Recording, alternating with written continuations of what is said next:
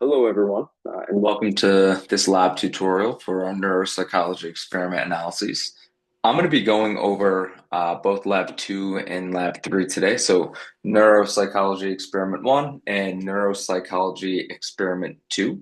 And we're just going to all do this in kind of one pre-lab video, which will be applicable for the next 2 weeks. And the reason for this is because we're actually going to be working in the same R script and using the same data set, which is the race R project files. So I think you remember from the first lab that we were primarily working in this race R Studio project.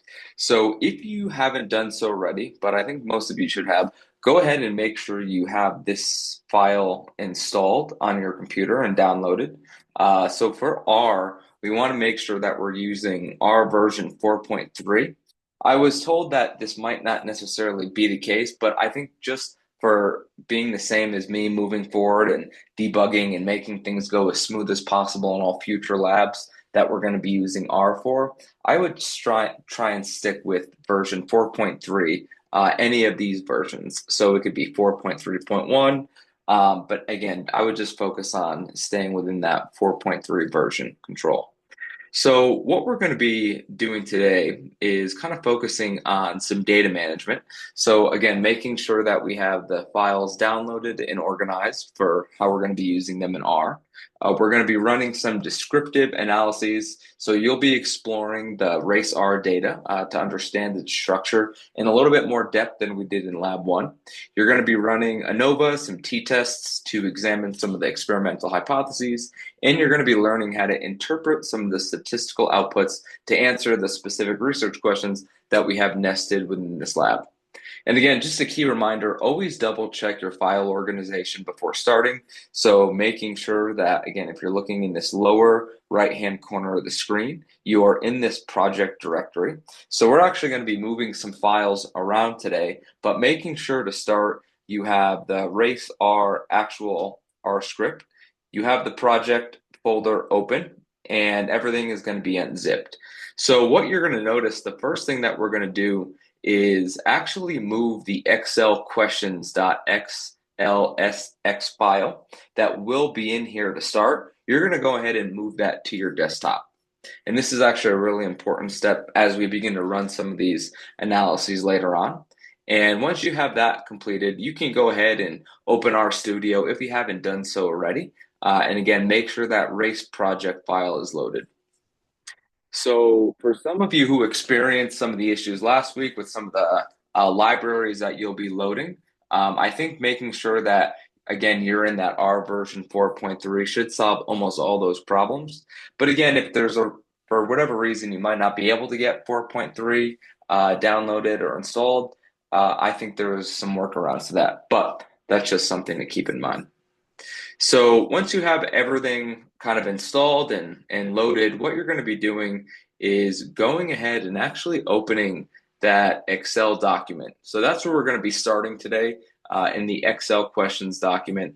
And just to kind of give you an idea of what that looks like, we'll go over this again more in lab as well. But this is what the Excel document looks like.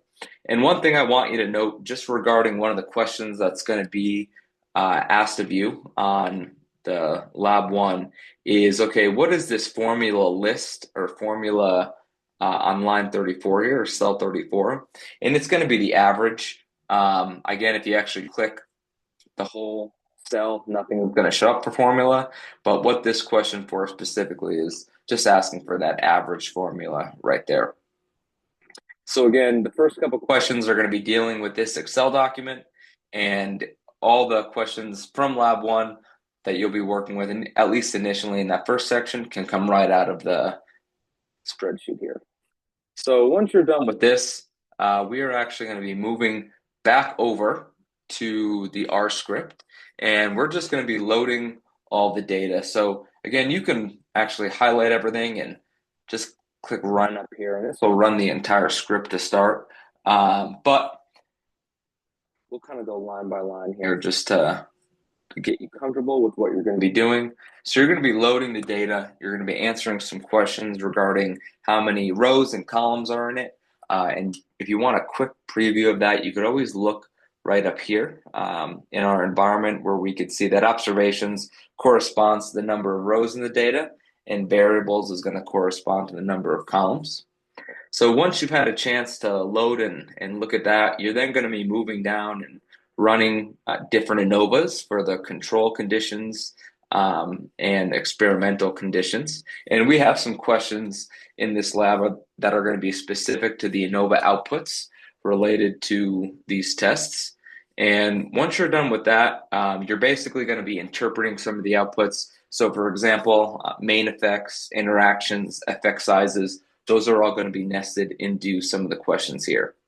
And if the results seem unexpected, one of the things you might want to consider is, is there data variability or sample sizes that oftentimes can impact statistical power.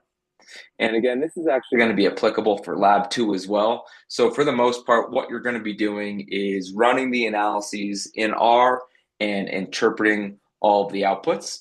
So we go up to question, I think 4 in the first lab. And then the second lab, we're going to be kind of going over the rest of the analyses that are in the R script. And again, it's going to be primarily regarding interpretation and output evaluation of these different analyses. So just some common mistakes that you might want to consider, just making sure that you have everything set up so that your working directories are correct. And again, as long as you're in this R project here, you should be good to go. Making sure that you have the libraries loaded up top here. If these aren't loaded or run, then none of the analyses are going to run properly in your script. And again, don't forget to take screenshots or copy and paste the outputs from the Excel document you're going to be working in.